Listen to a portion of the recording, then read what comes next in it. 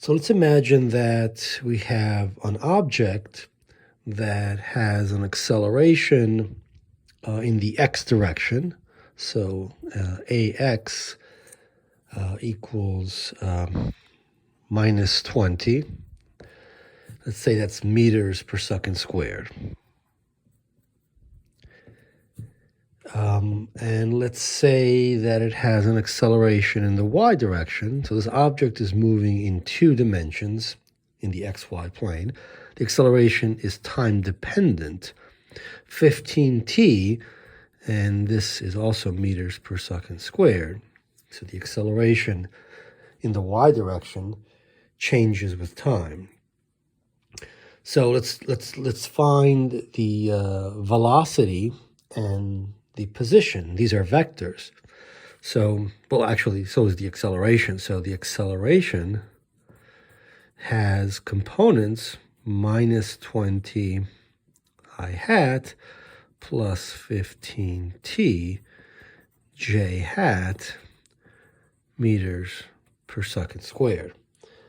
And we want to find the velocity vector and the position vector. So the velocity vector involves integrating the acceleration, right? Because acceleration is by definition dv dt.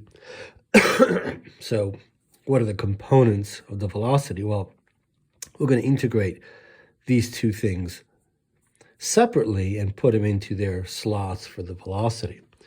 So velocity along the x, when we integrate that, we get minus 20 times t, and we have a constant of integration. Let's say that the particle starts at t equals 0, the particle starts at rest, so it has no initial components of velocity.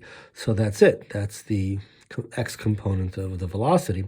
And then we integrate this, so we get 15 t squared over 2, so we get 15 over 2 t squared j hat for the velocity, and that's in meters per second. And now we integrate that to get the position vector, and so the position vector looks like, right, in this 2-dimensional plane, we integrate this. Let's say that the particle starts at the origin. So that tells us about the constant of integration. Where we integrate this, we get t squared over 2, so that's minus 10 t squared, and then we have to add the constant of integration, x naught. And if x naught is equal to 0, then that's just 0. We have an I hat there. And then we integrate this.